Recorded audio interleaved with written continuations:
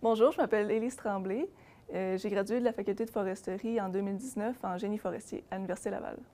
Moi, dans le fond, je viens de la Côte-Nord. Je viens de Colombier, sur la Côte-Nord. C'est un petit village entre Forestville et Bécomo, là, à peu près 300-400 personnes. Donc, c'était un village un peu à l'écart de la route principale, en forêt.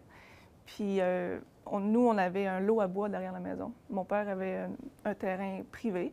Donc, c'était là notre terrain de jeu, là. J'ai un grand frère et une grande sœur. Puis, on était dans un petit village. Les fins de semaine, peut-être, des fois, le temps était long. Donc, on allait toujours en forêt. La fin de semaine, on allait prendre des marches avec nos parents.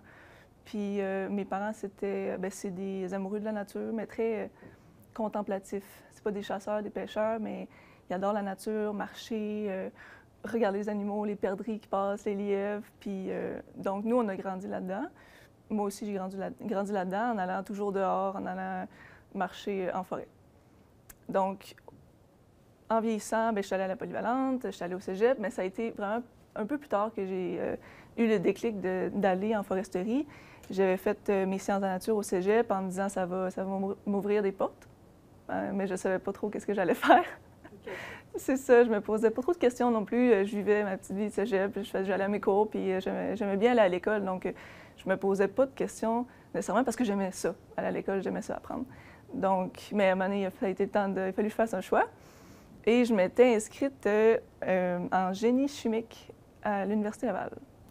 Donc, j'ai fait une semaine en génie chimique et j'ai vraiment pas aimé ça. Je suis sortie du cours mathématique de l'ingénieur, puis je me disais, mon Dieu, c'est pas fait pour moi. C'est trop encore abstrait. J'ai envie d'apprendre quelque chose de tangible. J'ai goût aussi de trouver ça intéressant, ce que je vois là. Donc, ça a été un drôle de hasard parce qu'à ce moment-là, j'habitais avec une de mes amies. Son père était ingénieur forestier. Puis je suis revenue le soir à l'appartement, puis là, je lui expliquais que j'aimais pas ça, puis que je savais pas qu'est-ce que j'allais faire. Puis son père était là, puis il me dit « Mais pourquoi tu fais pas ingénieur forestier, ingénieur forestière? » Il dit « Moi, je suis ingénieur forestier. » Puis là, bon, j'ai posé quelques questions, puis qu'est-ce que ça fait, puis c'est quoi les cours à l'université, puis qu'est-ce que ça fait dans la vie, tu sais. Puis là, à ce moment-là, on était à la fin, on a toujours pratiquement une semaine là, au début de la session pour changer d'idée. La dernière journée, je suis allée à la faculté puis j'ai fait le changement pour aller en génie forestier parce que je me voyais pas aller à l'université. Toutes mes amies à l'université, j'étais à Québec pour ça. J'avais quitté la Côte-Nord pour aller faire mes études à Québec, donc je me voyais pas aller à l'école. Donc je me suis dit, on va essayer ça, foresterie. Mais curieusement, c'est ça le plus drôle de venir de la Côte-Nord, qui est une région forestière, ne jamais avoir entendu parler de ça. Ingénieur forestier, je savais pas c'était quoi. Puis au début, je me disais, l'ingénieur forestier, c'est un vieux monsieur qui coupe des arbres. C'est pas le fun, là. Ça va pas être si le fun que ça. Là. Puis c'est ça, c'était encore là des préjugés où je connaissais tellement. Il y avait personne dans mon entourage qui avait jamais fait ce métier-là. Donc, c'était pas une option pour moi. Je connaissais pas ça du tout. Là. Donc, là, en parlant avec le père de mon ami, il me dit. Il me parle de son emploi, de tout ça, de ses études. Donc, finalement, le lendemain, je m'inscris à la faculté de foresterie, puis je me dis, advienne que pourra. On va essayer ça. Puis finalement, j'ai jamais regretté mon choix. J'ai fait mes 4 ans à l'université. Puis en y repensant bien, je me disais, si j'avais su, probablement que je serais allée directement là. Je suis une fille de la Côte-Nord, j'aime la nature, j'aime être dehors, marcher en forêt, j'aime apprendre. Finalement, si j'avais su, je me serais inscrite plus tôt, là. Donc c'est comme ça que ça s'est fait. Pas parce que j'étais une femme, mais plutôt parce qu'on savait, mes parents non plus ne savaient pas trop qu'est-ce que ça faisait là, un ingénieur forestier. Puis mon père, mais ça a été bien accueilli. Là. Il n'y a pas eu de réaction par rapport au fait que j'étais une femme. Comme je disais, j'ai un grand frère, une grande sœur. Les options ont toujours été les mêmes pour nous 3, garçons ou filles. Donc, mes parents étaient juste bien contents que j'ai trouvé une voie que j'aimais. Puis ils me disaient, vas-y, tu sais. Puis par la suite, mes parents m'ont dit la même chose. C'est toi, finalement, là, tu sais. T'aimes que tes journées ne soient pas monotones, t'aimes aller dehors, t'aimes aller sur le terrain. Puis notre métier, c'est un bon mélange de tout ça. Les journées sont jamais pareilles. On peut aller dehors, on peut rester au bureau, il n'y a jamais une journée de pareil. Mais ça a été très bien accueilli. Il n'y a pas eu de commentaires par rapport au fait que j'étais une femme dans un milieu d'hommes. Les 4 ans à la faculté de foresterie, ça a été 4 ans, je dirais, c'est une grosse anecdote en soi. J'ai passé vraiment un beau parcours là-bas. Puis, toutes les sorties terrain qu'on a eues, il y avait c'était vraiment plaisant. Il n'y a pas une journée que j'ai regretté ou une journée que je me suis ennuyée. Par exemple, à la faculté, ce que j'ai beaucoup apprécié, c'est qu'il y a des beaux modèles féminins d'enseignantes. Puis pour nommer Evelyne Tifo ou Nancy Gélina, c'est des enseignantes qui ont parcouru et qui ont eu le même parcours que nous, là, en étant une femme à la faculté, puis qui comprenaient par quoi on pouvait passer aussi, puis qui étaient très proches de nous, puis à l'écoute. Puis puis c'était donnant-donnant aussi, s'ils sentaient que puis on avait peut-être des doutes, ou on avait besoin d'aide, ou que personnellement on se sentait moins en confiance, bien, ils étaient là pour nous parler, puis nous dire « Hey, lâche pas, tu sais, c'est normal, puis je sais que c'est plate, tu sais, ce que tu vis, mais moi aussi j'ai passé par ça, puis tu sais, il faut que tu continues pour qu'un jour, tranquillement pas vite, ces préjugés-là disparaissent. Donc c'est ce que j'ai beaucoup apprécié, d'avoir des beaux modèles féminins à la faculté, puis dans mon entourage.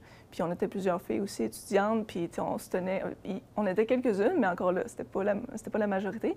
Fait qu'on était toujours le même groupe de filles dans la même année, là, puis on se soutenait. Puis quand il y en a une qui passait à travers d'une épreuve plus difficile ou qui vivait ça plus difficile au niveau, parce qu'on était des femmes en foresterie dans un milieu d'hommes, mais on se supportait. Fait que c'est ça que j'ai beaucoup apprécié, d'avoir des modèles. Là. Ce que j'ai trouvé plus difficile, c'est que jusqu'à ce que je commence à travailler en foresterie, moi, j'avais jamais vécu ça de me faire remettre en question parce que j'étais une femme.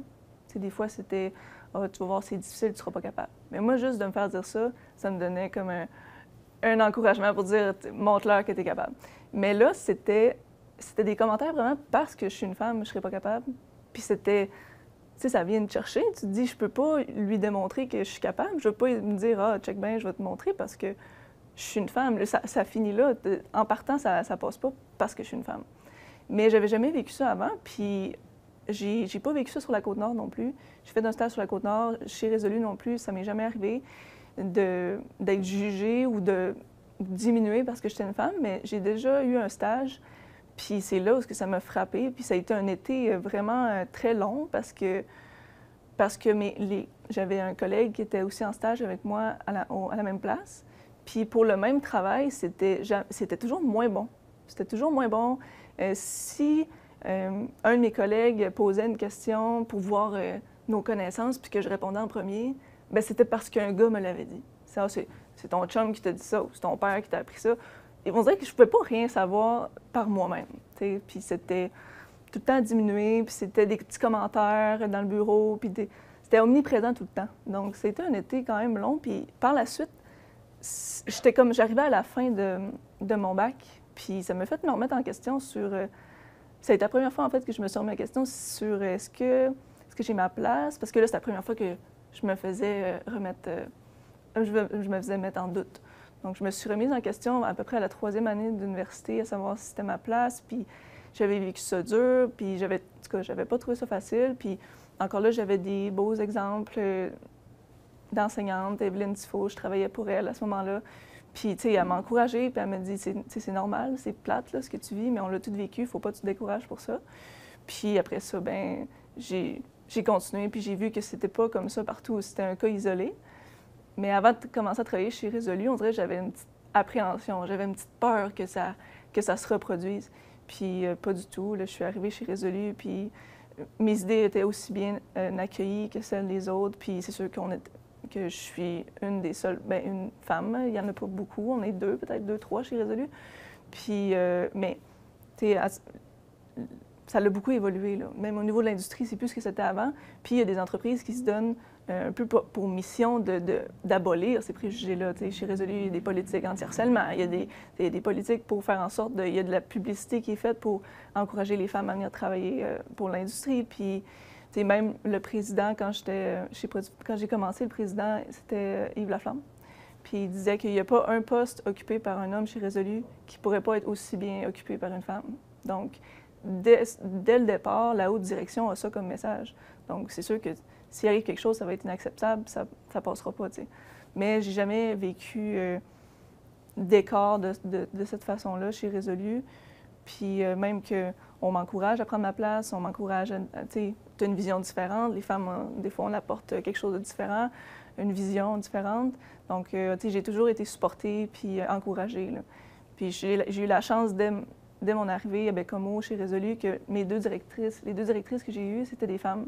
Donc, ils me voyaient un peu comme comme elle, peut-être au moment où elles ont commencé, puis encore plus de support, justement, parce qu'elles sentaient peut-être qu'elles avaient des choses à m'apprendre, des choses que je pouvais gagner d'elles, vu qu'ils avaient vécu, vu que je marchais un peu sur leurs traces, là. Comme on disait, des fois, le jugement de certaines personnes, ou par rapport au fait qu'on est une femme dans un milieu d'hommes, puis ou des fois la déception de voir que des jeunes femmes qui n'osent pas y aller, hein, simplement par peur de se faire juger ou de ne pas se faire accepter. Mais jusqu'à maintenant, de grandes déceptions, j'en ai pas vraiment eu. Je pense que si les choses étaient à refaire, je m'intéresserais plus au métier de la foresterie avant, parce que là, ça a été plus tard. Mais mon parcours, j'ai beaucoup aimé mon parcours. J'ai appris de moi-même là-dedans. Puis si les choses étaient à changer, j'ai pas l'impression que j'ai fait d'erreurs ou j'ai pas de remords, de regrets. Donc, pas nécessairement. Si les choses étaient à refaire, je le ferais de la même façon, peut-être à quelques petites exceptions près, là. Encore là, autant pour les femmes que pour les hommes. Je pense que c'est important d'avoir une expérience terrain, d'aller sur le terrain dès le départ, puis d'aller acquérir ce bagage-là, parce que c'est ça que je déplore un peu, que je vois dans le cadre de mon travail. Il y a une certaine différence entre les gens qui vont travailler pour l'industrie puis qui n'auront jamais été sur le terrain, puis les gens qui vont avoir été sur le terrain. Des fois, ça semble tellement facile, écrit sur papier, qu'est-ce qu'il faut faire en forêt. Puis quand on arrive en forêt, c'est complètement différent, là. Il y a tellement d'impondérables puis tellement de choses qui peuvent arriver.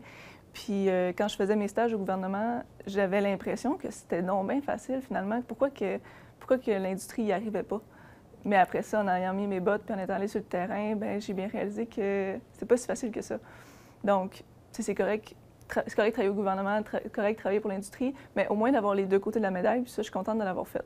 Parce que je peux pas... J'évite les jugements trop vite parce que je connais justement les deux côtés de la médaille, puis que c'est pas facile pour un côté comme de l'autre. Il faut avoir des règlements, je comprends, il faut les mettre sur papier, parce qu'il y a eu des abus dans le passé, puis il faut plus que ça se reproduise. Je comprends que ça prend des lignes directrices. Mais il y a une réalité terrain aussi que si tu ne l'as pas vécu, ben, tu ne le sauras pas. C'est quoi cette réalité terrain-là? Donc, j'encourage Puis pour les ingénieurs forestières féminines, bien, des fois, c'est peut-être... On dirait qu'on va plus à la maîtrise ou on va plus... on reste peut-être plus dans les bureaux, peut-être parce que c'est pas nécessairement notre choix de rester en dedans ou parce que la direction ou les dirigeants nous l'imposent, parce qu'on est une femme, peut-être. Mais de plus pousser pour aller sur le terrain, plus pousser pour aller dehors, parce que on est aussi capable que les hommes de marcher dans le bois, là, puis de tenir un galloper, puis de... Je veux dire, on est aussi capable de construire des chemins que les hommes. Donc, de passer par-dessus s'il y a des gens qui les remettent en question, passer par-dessus ça, puis croire en elles, puis il va toujours avoir des gens qui vont être là pour donner des chances. Puis ça, ils vont en rencontrer dans leur carrière. Puis les gens qui vont être là pour leur donner des chances, bien, il faut qu'ils les saisissent, ces chances-là. Puis après ça, bien, quand il va y avoir des gens qui vont croire en elles, puis c'est là-dessus qu'il faut qu'ils misent. Oui, vraiment, c'est une découverte. J'avais pas l'impression que ces femmes-là avaient passé au travers de tant d'épreuves. Puis ça m'a fait me dire, je sais même pas, moi, si j'avais été à leur place, comment j'aurais réagi. Est-ce que j'aurais continué? Est-ce que devant tant d'embûches, j'aurais laissé faire comme peut-être beaucoup d'autres femmes à ce moment-là ont fait? Mais ce travail-là, il fallait le faire, puis ça prenait des femmes de tête, des femmes qui avaient confiance en elles, puis qui avaient confiance en l'avenir de la femme dans cette profession-là, puis l'avenir de la femme dans les métiers en général, parce que là, c'est la femme en foresterie, mais la femme a été mise de côté dans beaucoup d'autres métiers. Donc, je pense que ça prenait des femmes comme ça pour tracer la voie, puis pour que nous, à ce moment-là, c'est sûr, on l'a plus facile aujourd'hui. Mais c'est un passage obligé, mais vraiment, je félicite ces dames-là qui ont fait tout ça, qui ont tracé la voie pour nous, puis qu'il a fallu qu'ils tiennent tête de nombreuses reprises là, contre vents et marées, là. Donc, moi, je les remercie vraiment d'avoir fait ça pour nous, puis nous, de notre côté, la nouvelle génération, on va continuer de faire de même, puis de faire en sorte que leur travail n'aura pas été fait en vain, puis un pas en avant, aucun pas en arrière.